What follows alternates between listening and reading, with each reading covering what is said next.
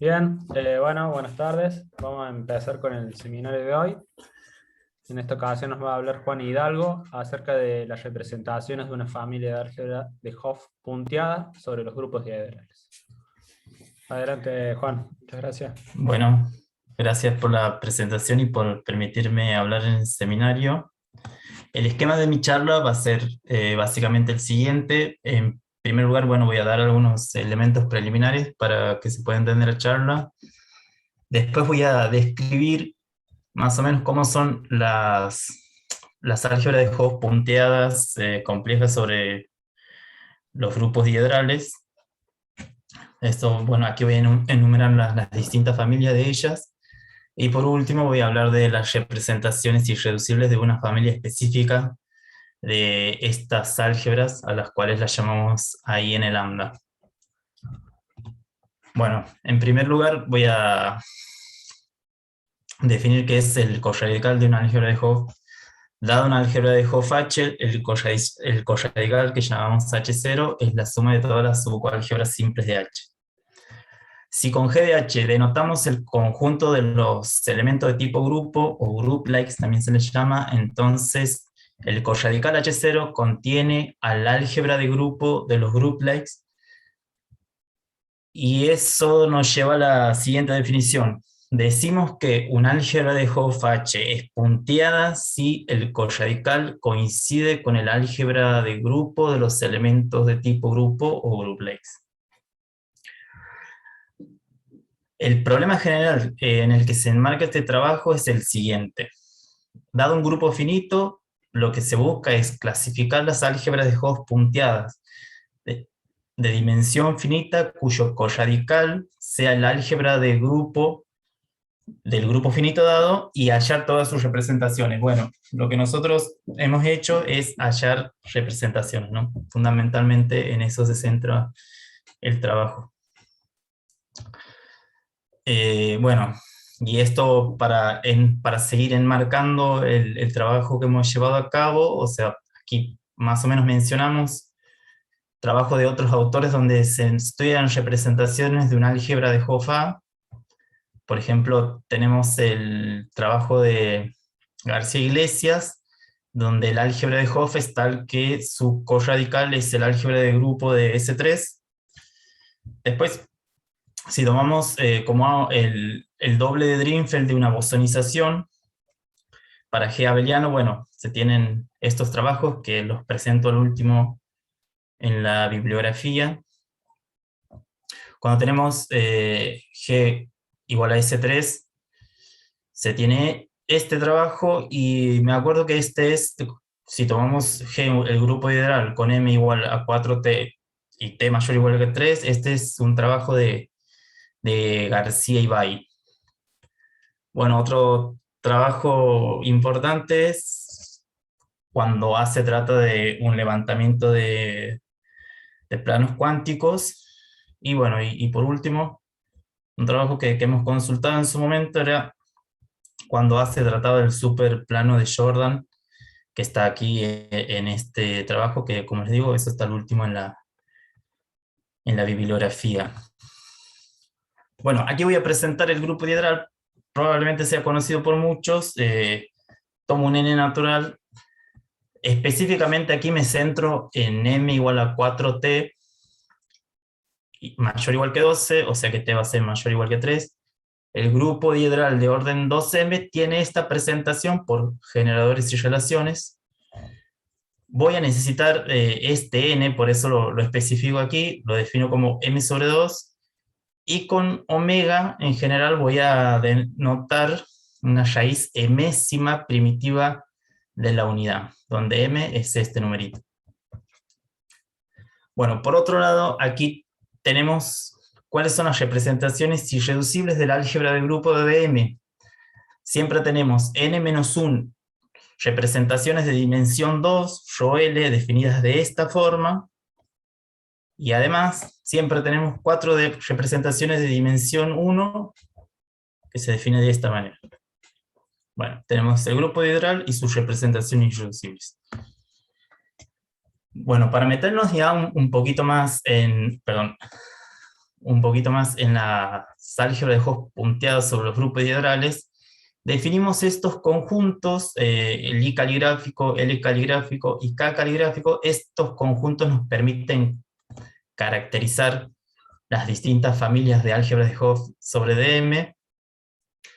Están definidos de esta forma, no me quiero meter tanto en eso, y lo que sí quiero presentar es este teorema del trabajo de Fantino y García, que nos dice que si H es una álgebra de Hopf punteada compleja de dimensión finita, cuyo conjunto de elementos tipo grupo es el grupo diedral, entonces H es isomorfa a una y solamente una de las siguientes álgebras. En la primera familia tengo una bosonización, el conjunto I pertenece a este conjunto, perdón, se me va, este conjunto I pertenece a este conjunto I caligráfico. I puede estar formado por el par IK con K distinto de N. Si está formado por un solo elemento, el K tiene que ser distinto de N. La segunda componente de este par, distinta de N, que recordamos que N era M sobre 2. Bueno, la segunda familia también es una bosonización. Fíjense que aquí tengo este ML con L que pertenece a este conjunto L caligráfico. La tercera familia, que para nosotros va a ser la más importante porque vamos a describir las representaciones de álgebras que viven aquí, la denotamos AI A sub I, perdón, lambda gamma con I que pertenece a este conjunto I caligráfico. Cardinal de I puedo tomar mayor que 1, o bien si el cardinal de I es igual a 1, está formado por el par IN, donde N era M sobre 2. O sea, nosotros vamos a puntualizar sobre todo la descripción de este caso. Y por último, bueno, tengo las familias B y L, lambda, gamma, tita, mu, estos son parámetros escalares, y L pertenecen al conjunto K caligráfico, que está descrito de esta forma, y además, el cardinal de I es mayor que 0, y el cardinal de L es mayor que 0. Bueno, como había dicho antes, estos parámetros son escalares. Bueno, aquí hay una cosa interesante que es que nos ha servido mucho a nosotros, que es la presentación de las álgebras AI lambda gamma. Es una presentación dada por generadores y relaciones.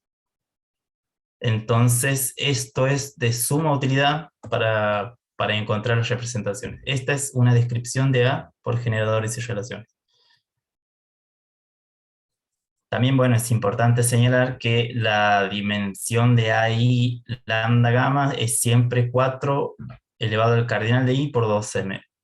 Nosotros nos centramos en que el cardinal de I sea igual a 1, así que las dimensiones de las nuestras van a ser 4 por 12m.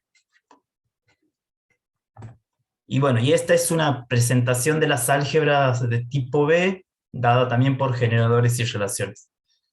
A estas las paso así nomás porque sobre esto no voy a decir mucho. Bueno, para ir introduciéndome en el tema de las representaciones irreducibles, aquí hago una descripción de las representaciones irreducibles de los casos A y B, cuando tenía bosonizaciones.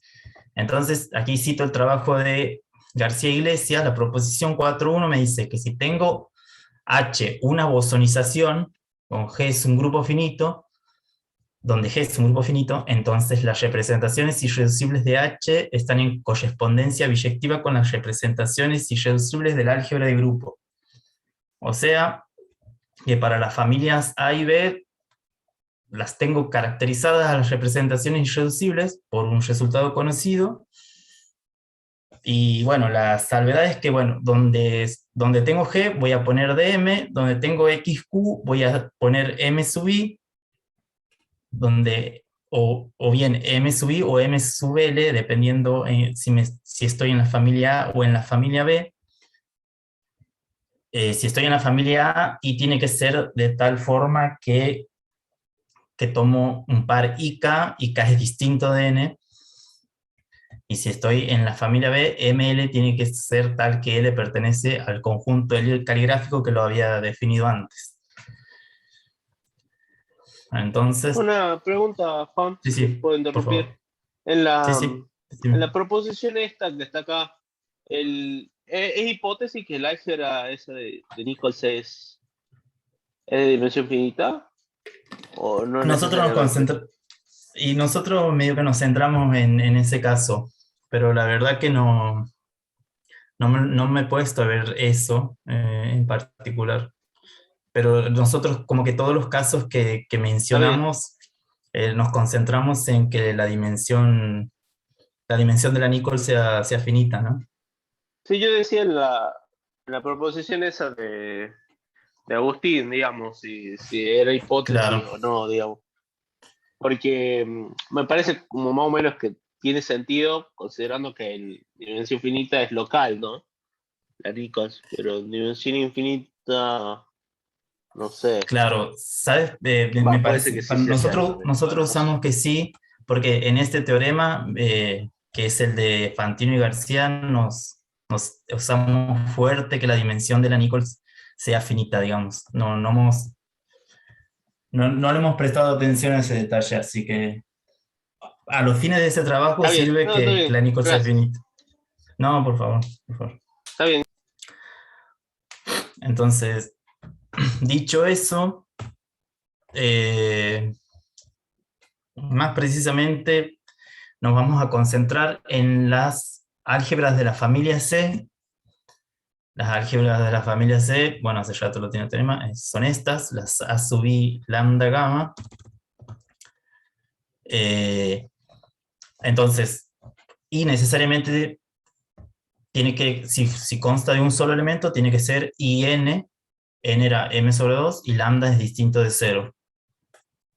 Sería bueno que diga que, fíjense que en general las álgebras estas dependen de dos parámetros, pero si tomo un solo par, este parámetro no importa porque esta relación se hace 0. Así que lo que necesito es que lambda sea distinto de 0. Y bueno, y otra cosa importante a notar es que I es impar. Bueno, aquí un poco de notación. Dado una álgebra A, vamos a denotar con repa la categoría de representaciones de dimensión finita sobre A. Y cada objeto en esa categoría va a estar dado por un morfismo de álgebras ρ de A en endomorfismos de M y va a ser denotado como ρ sub M.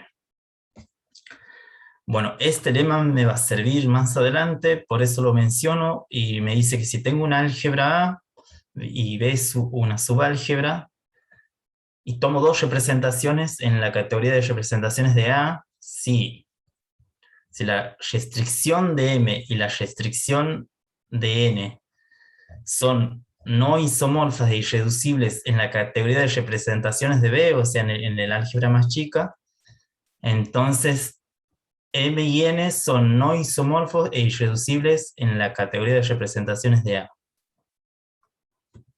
Bueno, dicho eso, ahora vamos a ver bajo qué condiciones podemos extender representaciones del álgebra de grupo a representaciones del álgebra AIN lambda.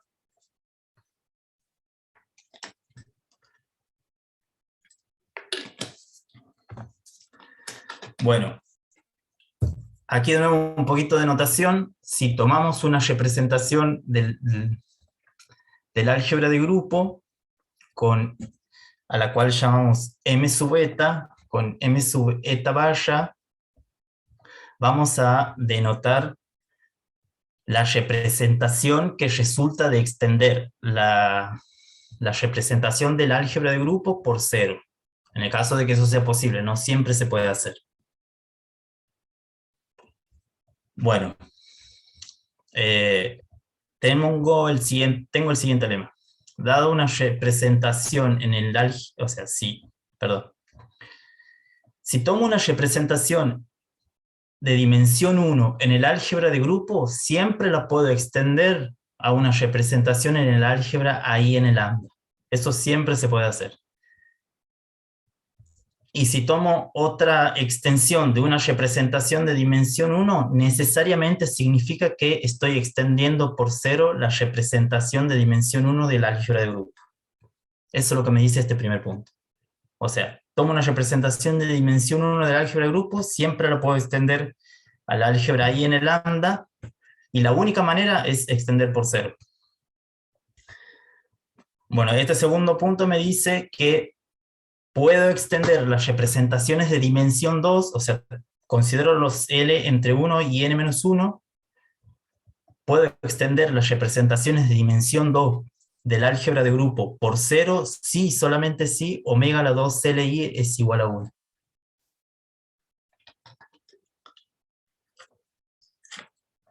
Aquí una pequeña prueba. Vemos que extender por 0 está bien definida porque se siguen respetando las relaciones del álgebra. Así que no tengo problema con extender por 0. Entonces, eso anda bien. Extender por 0 una representación de dimensión 1 anda bien. Ahora, quiero extender las representaciones de dimensión 2. Entonces digo que si tengo una representación de dimensión 2 que resulta ser extendida por 0 en el álgebra ahí en el lambda, entonces, bueno, se tiene que cumplir esta relación, y para que esto se cumpla, necesito sí o sí que omega a la 2 CLI sea 1, porque me queda esto, o sea, teniendo en cuenta las relaciones, me queda esto. Nosotros sabemos, como habíamos dicho antes, que lambda tiene que ser distinto de 0, entonces, para que aquí me quede la matriz nula, necesariamente tiene que ocurrir que omega a la 2 CLI sea igual a 1. Bueno, aquí veo la otra implicación. Suponemos que omega a la 2 LI es igual a 1 y veo que está bien definida. Esto anda bastante bien. Pero necesito, para poder extender esta condición es fuerte. Y bueno, en ambos casos hay unicidad en la extensión. Bueno, ya hemos visto que hemos podido extender representaciones de dimensión 1 y representaciones de dimensión 2 de manera nula. Ahora vamos a ver si podemos extender representaciones irreducibles del álgebra de grupo de manera no nula. Bueno, para las de dimensión 2, sabemos que si omega a la 2 CLI es igual a 1, la única forma es extender de manera nula. Entonces, para extender de manera no nula, tiene que pasar que omega a la 2 CLI sea distinto de 1. Bueno, aquí hago una observación que me va a permitir separar en casos. Omega a la 2 CL es igual a 1 si solo si L es igual a T, donde T es igual a N sobre 2. Entonces, consideramos dos casos grandes. L igual a T y L distinto de T. Para el caso L igual a T, definimos este conjunto, al cual le llamamos G sub lambda, que va a constar de números complejos, tales que, bueno, o sea, voy a tener raíces 4º de este número complejo. De eso va a constar G sub lambda. Y para cada número que vive en este conjunto, y L que vive entre 1 y n-1, definimos esta función, este morfismo, y esto me va a terminar dando una extensión no trivial. Y esto creo que lo digo en la autofilm. Sí, eso. Bueno, defino rho sub si L en los elementos del álgebra de grupo, de la misma manera que estaban definidas para las representaciones de dimensión 2. O sea, esto coincide con la rho sub L que tenía de antes, y para los elementos X e Y, que son generadores del álgebra, los defino de esta manera. Bueno, tengo el siguiente lema. Para cada número complejo que vive en el conjunto G sub lambda, voy a tener que M sub rho si L pertenece al conjunto, a la categoría de representaciones de A sub I n lambda, si solo si L es igual a T. O sea que esta es la única manera en la que voy a poder extender de manera no trivial las representaciones de dimensión 2. Y bueno, aquí veo que está bien definida, o sea que se siguen cumpliendo las relaciones del álgebra, y Y hago hincapié en esto porque para que se sigan cumpliendo las relaciones del álgebra uso fuertemente que L es igual a T para poder tener esto. Que omega a T, que omega a la T sea igual a menos omega a la menos T. Bueno, entonces, bueno, aquí sigo verificando que las relaciones del álgebra se cumplen. Y bueno, voy a usar esta notación, que yo sub zeta va a denotar a yo sub zeta T, porque aquí ya estoy precisando el valor del L. Y bueno, para el caso en que L sea distinto de T, no puedo extender a una representación de A sub I n lambda, o sea, no lo puedo extender ni de manera trivial ni de manera no trivial. Directamente no se pueden extender las representaciones de dimensión 2, rho L, tal que L sea distinto de T, y bueno, como hemos dicho, L y con L, y tal que omega a la 2 Li sea igual a 1. Bien, ya he extendido representaciones irreducibles. Ahora voy a ver. Juan, ¿sí? disculpa. Sí. ¿Cómo llegas a las fórmulas esas? ¿Cómo encontras esas representaciones? ¿Te da alguna idea así? ¿O cómo te diste cuenta de eso? Claro. Esa. A ver. ¿Cómo Esta. llegaste a esas fórmulas?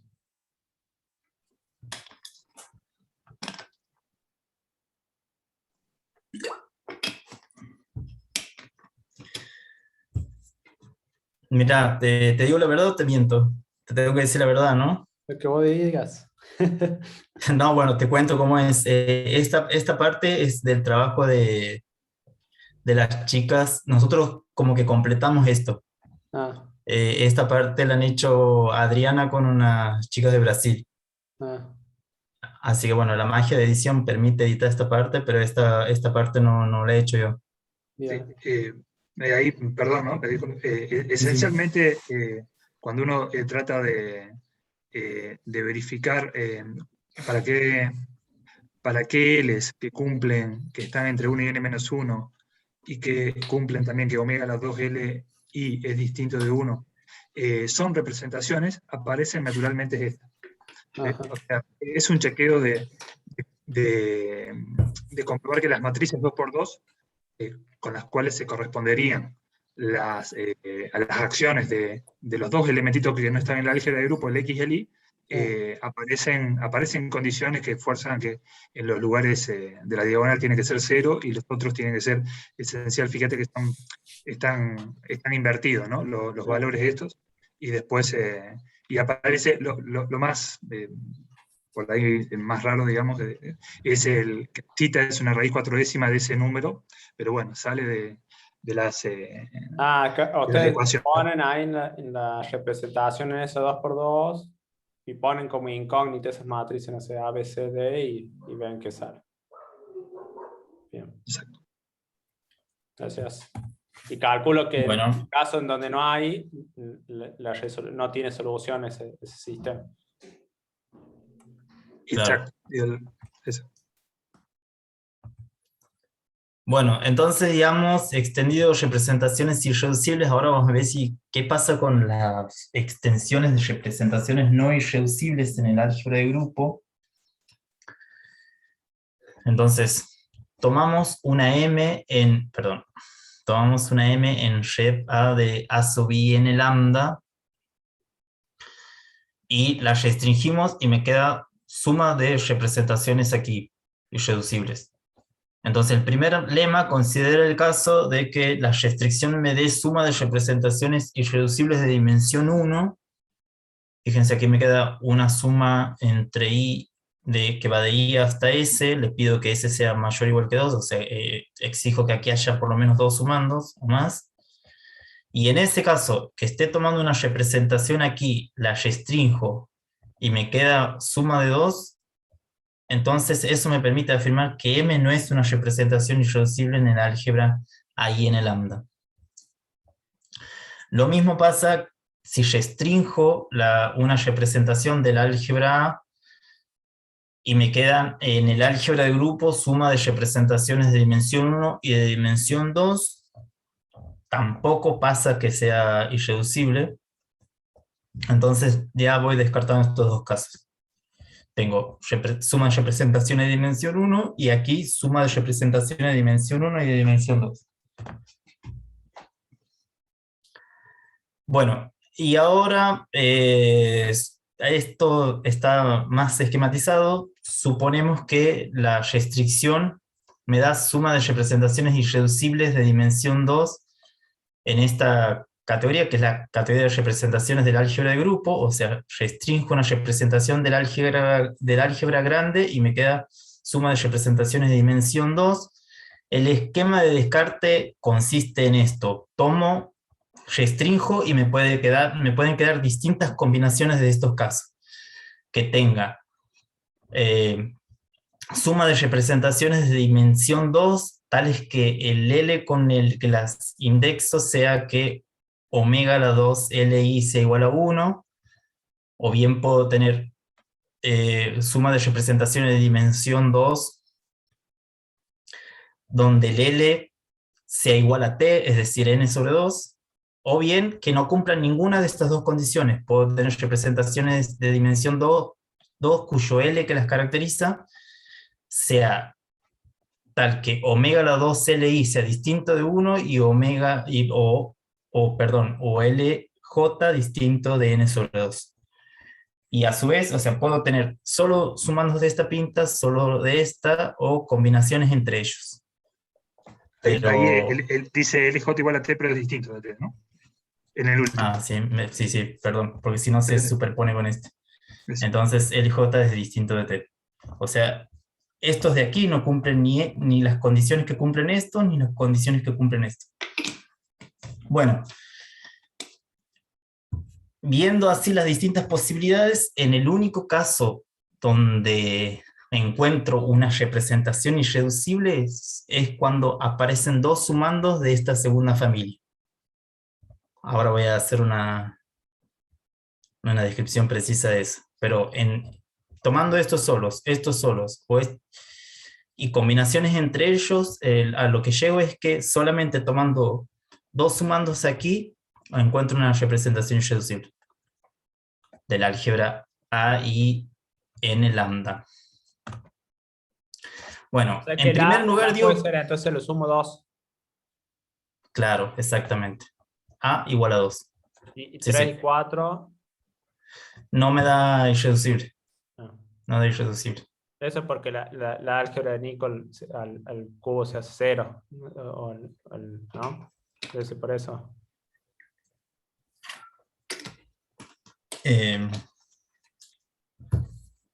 No me acuerdo, yo me acuerdo que no daba irreducible, pero no me acuerdo si ese era el argumento. No, me parece que podías, o sea, el argumento que usábamos aquí era que siempre puedes encontrar un submódulo no trivial, o sea, un argumento más básico, como de representaciones.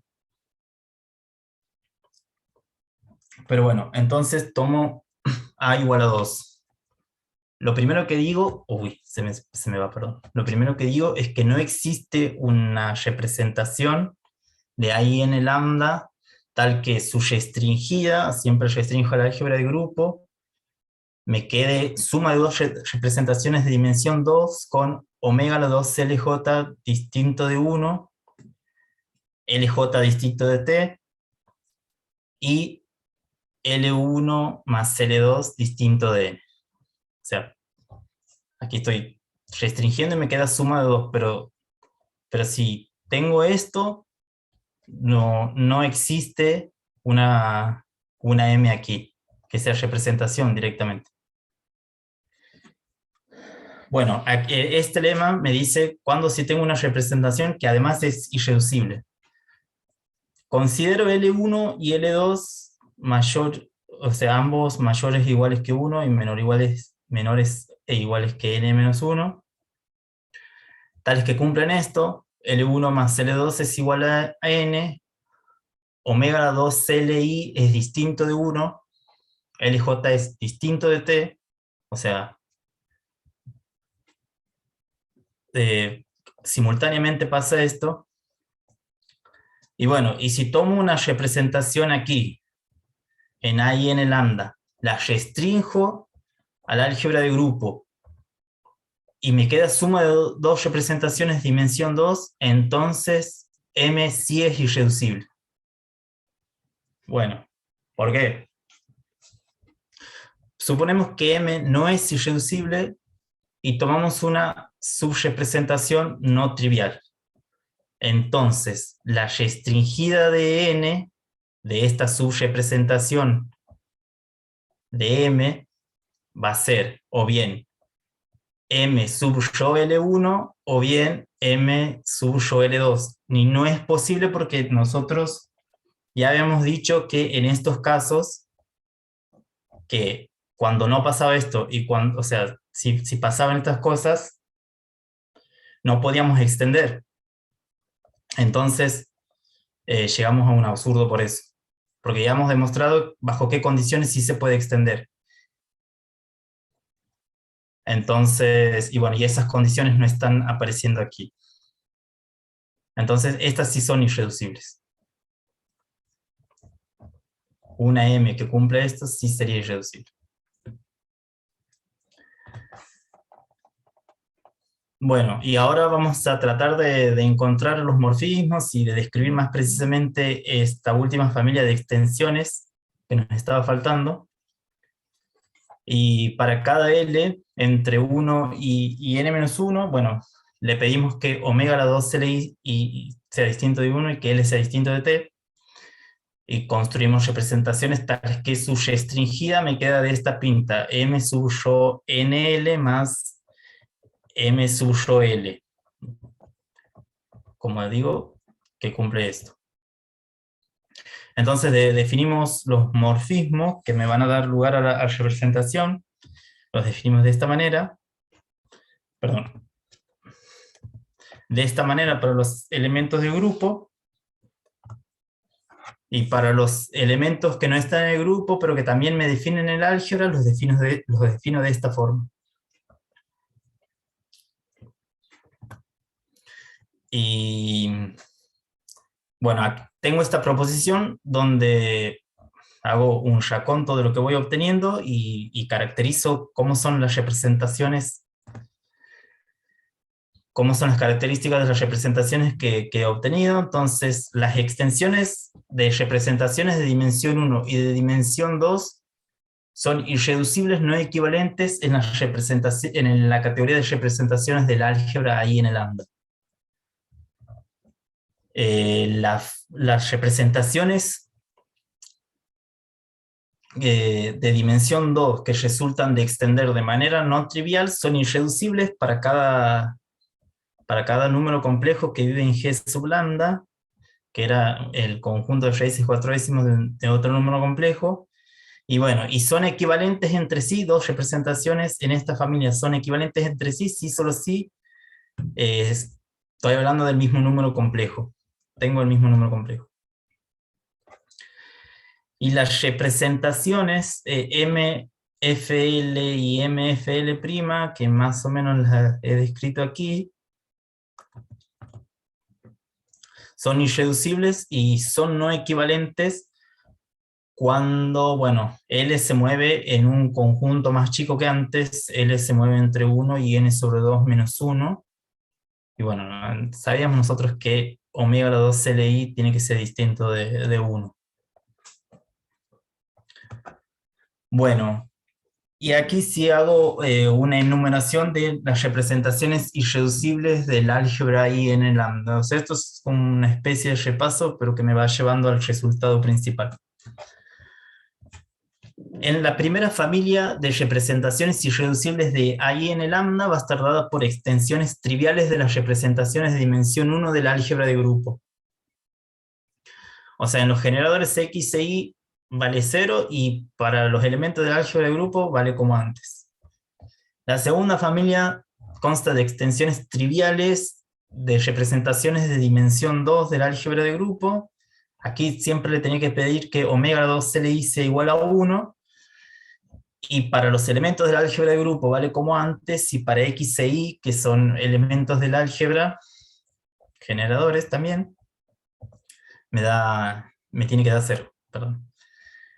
Después tengo, como había dicho, extensiones no triviales de las representaciones de dimensión 2. Aquí a L lo tengo que particularizar, digamos, para L igual a T o L igual a N sobre 2.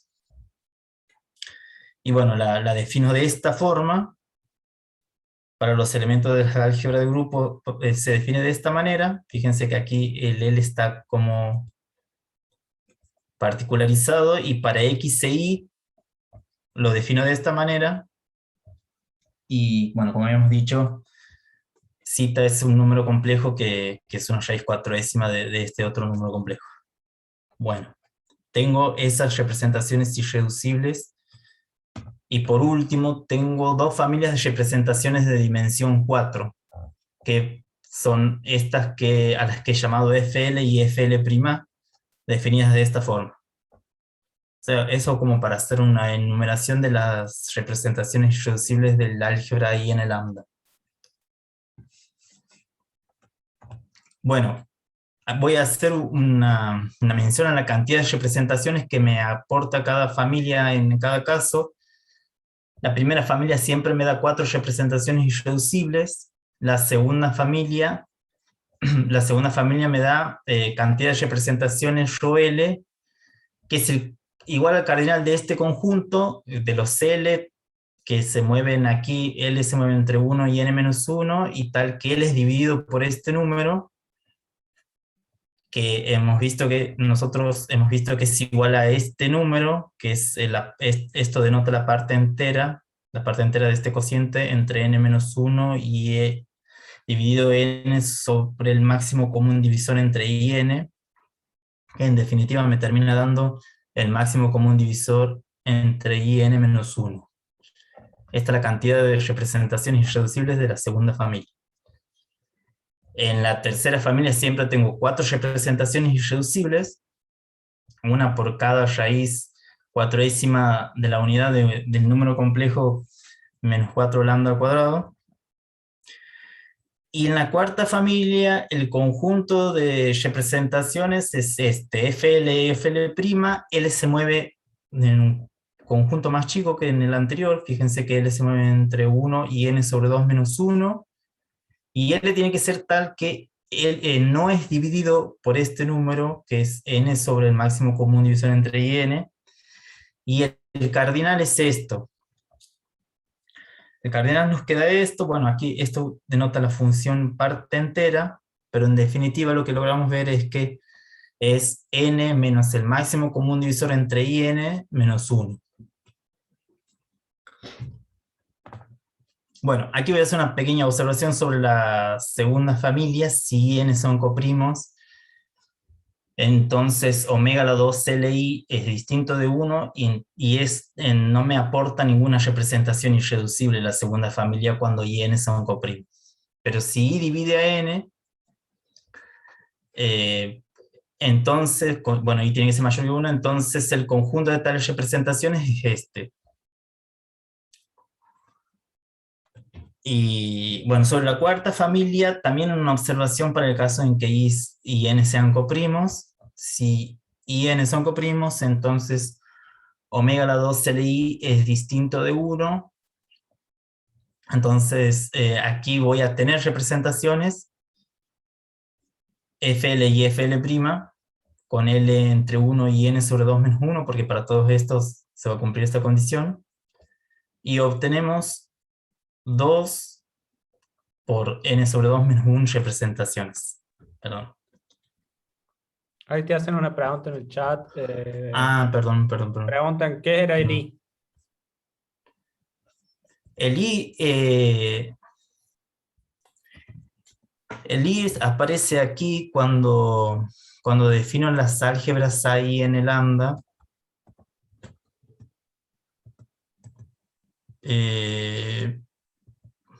Sí, tiene que ver con esto, con la definición del álgebra I en el lambda.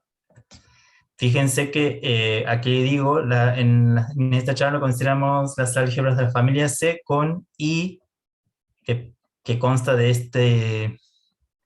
este par, digamos, IN, que es un número impar. ¿Puede ser igual a n? No, ¿no? No, porque n es un número par, o sea, Ok. n es, m siempre lo tomamos par, y n también resulta par, y n siempre es impar. Perfecto, gracias. No, por favor. Tiene que ver cómo defino las álgebras ahí, lambda, gamma. Así que bueno, pero es un número impar. Entonces, estaba aquí. La observación más importante de estas Filipinas es que las cantidades de representaciones irreducibles descritas en esta proposición, donde las enumero, es n más 6. O sea, siempre tengo, para estas álgebras, siempre tengo n más 6 representaciones irreducibles, donde n era igual a m sobre 2. Bueno, esta proposición me dice que la suma de los cuadrados de las dimensiones de estas representaciones, de las que hemos encontrado, es este número, 8m menos 6 por el máximo común divisor entre 2i y m. Bueno, la prueba es directa porque agarro las representaciones, veo cómo son sus cuadrados, los sumo y me da siempre este número. Entonces, esto implica que 8m menos 6 por el máximo común divisor entre 2i y m es menor que la dimensión del cociente entre el álgebra I en el lambda sobre J, donde J es el radical de Jacobson del álgebra AI en el lambda. Entonces, de aquí sale que la dimensión del radical de Jacobson del álgebra I en el lambda es menor o igual que este número, 6 por el máximo común divisor entre 2i y m. A esto le llamo 1 porque esto es importante. Esta desigualdad es importante. Bueno, y este es el teorema central de nuestro trabajo. Las representaciones descritas en la proposición anterior son todas, aquí habría que subrayar todas las representaciones irreducibles del álgebra I en el lambda. ¿Cómo lo pruebo? Defino el siguiente subconjunto I en el lambda, al cual le llamo omega, que está definido de esta manera. Bueno, aquí tengo productos de x a la a, y a la b, g a la c, h a la d, es por este elemento distinguido del álgebra de grupo. Bueno, a, b y c se mueven entre 0 y 1, pueden ser 0 y 1, a más b siempre tiene que ser mayor que 0, y d se mueve entre 0 y el máximo común divisor entre 2i y m menos 1. Bueno, este elemento alfa que me aparece aquí, en este conjunto que defino, lo defino de esta forma. Bueno, 1 más h elevado al máximo común divisor entre 2 y m, más h más h a la 2 por el máximo común divisor entre 2 y m, hasta h, voy sumando, hasta h a la kappa menos 1 por el máximo común divisor entre 2 y m, donde kappa, este elemento que aparece aquí, es igual a la división entre m y el máximo común entre 2i y m. Bueno, lo que puedo decir es que puedo decir tres cosas sobre este conjunto. Es un conjunto linealmente independiente. Este conjunto vive dentro del radical de Jacobson. Y este conjunto tiene un cardinal que es igual a este número, C por el máximo común divisor entre 2i y m. La primera afirmación de que omega es un conjunto linealmente independiente tiene que ver con que este conjunto es una base lineal de A y n lambda. Bueno, después digo que el conjunto omega vive dentro del radical de Jacobson. ¿Cómo pruebo eso? Uy, perdón. Veo cómo es el ideal bilátero generado por el conjunto omega. Veo que es principal, bueno, en particular está generado por x alfa. y todo elemento que pertenece al ideal generado por X alfa, que es lo mismo que el ideal generado por omega, es nilpotente. Entonces, bueno, esta contención es obvia. El ideal generado por omega vive dentro del radical de Jacobson, entonces omega vive dentro del radical de Jacobson, digo bien. Y bueno, y la última, viendo la pinta que tiene esto, es obvia.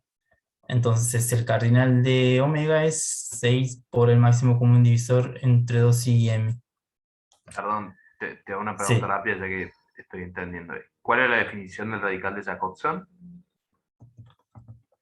El radical de Jacobson es el ideal nilpotente maximal. Ah, perfecto. Gracias. Bueno, Y lo que tiene ahí, El como Jack- para aclararle, le sirve al Alejandro, que cuando el de Jacobson, cuando cocientas te da todas las simples, todas las representaciones Claro. simples.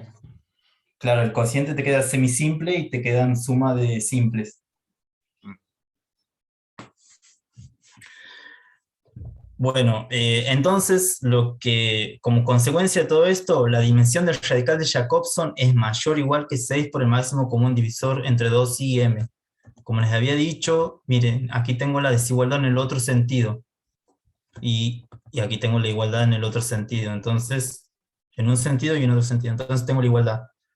Hemos podido determinar encontrando una base Jack del radical Jacobson, que la dimensión es esto. Entonces, las representaciones que hemos enumerado en la proposición anterior son todas las representaciones irreducibles del álgebra AIN lambda. Sí, son todas. Bueno, y por último, aquí en esta tablita les presento más o menos unas cuentas computacionales que estamos haciendo para cardinal de I igual a 2 y M bajos. Cuando el cardinal de I es igual a 2, aquí tengo combinaciones posibles entre lambda y gamma. Para cardinal de I igual a 1, solamente podía tener lambda distinto de 0 si no obtenía una bosonización, pero aquí sí puedo combinar los valores de lambda y gamma. En esta primera columna consideramos el caso lambda igual a 0 y lambda distinto de 0. En esta segunda, bueno, otra combinación, lambda distinto de 0 y gamma igual a 0. Y por último, cuando los dos parámetros son distintos de 0, bueno, voy obteniendo para los distintos pares que forman el conjunto I, la dimensión del radical de Jacobson, y aquí la cantidad de representaciones irreducibles para cada caso. Y bueno, y aquí en cada columna voy poniendo eso. En esta columna más gorda, la dimensión del radical de Jacobson, y en esta más angosta voy listando la cantidad de representaciones irreducibles de cada caso. Bueno, voy haciendo cómputos para m menor o igual que 24. Bueno, estas son las referencias de esta charla. Y bueno, les agradezco la atención.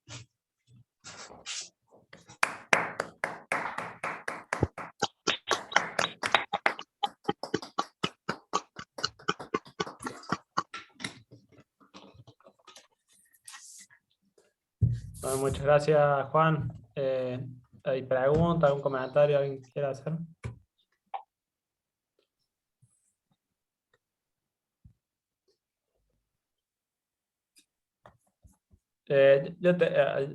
Entonces, tienen un resultado como este, donde clasificaron en el caso A y N para cualquier I mayúscula, o sea, cuando tomas cualquier. Estamos en busca de eso. Esta tabla va en esa dirección. Aquí estamos trabajando con cardinal de I igual a 2, porque queremos ir aproximándonos a eso. Hasta ahora tenemos cerrado, digamos, el caso cuando I es igual a 1. Pero estamos tratando de ir hacia donde vos dices, para un I arbitrario, digamos. Claro, eso. ¿Y qué es lo que están esperando? ¿Qué es lo que creen que pasa? Tienen una lista de posibles simples y falta ver si son todos o si hay más, falta ver... Tenemos algunos y no, en el caso ese estamos como viendo, tenemos que seguir encontrando representaciones. no, o Hay sea, algunas, pero no. creen que hay más. También lo que, sí, y lo que buscamos también es, para este caso hemos logrado encontrar una base de Jack, pero todavía no hemos logrado encontrar una base de Jack para cardinal de igual a 2, por ejemplo. O sea, que creen Una- que habría más ahí en ese caso, habría más simples, que no los conocen todavía. un Sí, creo que comentario sí. sobre la forma que se arriba a la conclusión es, se encuentran un puñado, de alguna manera, un puñado de relaciones, de representaciones irreducibles, y después, por otro lado, eso da una cota para el radical, de la dimensión del radical de Jacob. Por otro lado, haciendo algunas cuentas concretas, en algunos casos concretos, uno va intuyendo qué pinta puede llegar a tener el radical de Jacobson para tratar de encontrar una base lineal y encontrar algún... nosotros estrictamente hablando no podemos demostrar, no hemos podido demostrar en abstracto así, que el radical de Jacobson es el espacio vectorial generado por ese conjunto omega ahí. No sé si Juan puede poner el conjunto omega. Sin embargo, como tenemos una cota para la dimensión en el otro sentido, podemos concluir que efectivamente el radical de Jacobson está generado linealmente por ese conjunto omega. Para el caso de otros cardinales de I más grandes, tenemos más o menos una intuición de qué ocurre cuando el par IK es el mismo repetido. ¿Está bien? Lo que tenemos es tratar de combinar con otros pares distintos para tratar de llegar a una conclusión. Bueno, algunas conclusiones que tenemos es que el radical de Jacobson, cuando está generado por la misma cantidad de elementos que tiene el conjunto I, que indexa el álgebra AI. ¿Está bien? O sea, cuando aparece aquí en la tablita esa del final, el radical de Jacobson deja de ser principal, y comienza a estar generado, pero estar generado por la misma cantidad de elementos. En lugar de tener un solo elemento, aquí es X alfa, va a ser generado por X1 alfa y X2 alfa. Ajá, está bueno. ¿Está bien? Bueno, la idea es tratar de encontrar algún puñadito más de representaciones irreducibles y extendiendo a las que están, porque estas álgebras A y N, y lo mismo que las AIK, digamos nada más que las AIK entran dentro de la familia de tipo A, también tenemos cuentas hechas, pero todas estas son subálgebras dentro de las otras que tienen, de las otras AI con cardinal I más grande. Entonces, con este proceso de ir extendiendo representaciones, uno tenemos la esperanza de encontrar la suficiente representación irreducible para que, por el otro lado, encontrando una base lineal del radical de Jacobson, concluir que son todos. Está bueno.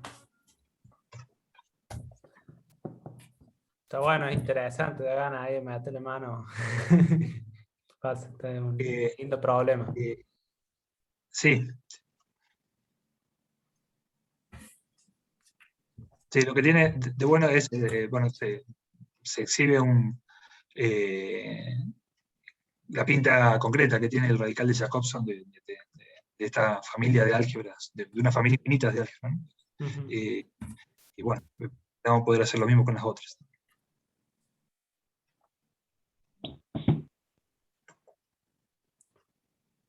Otra pregunta, comentarios.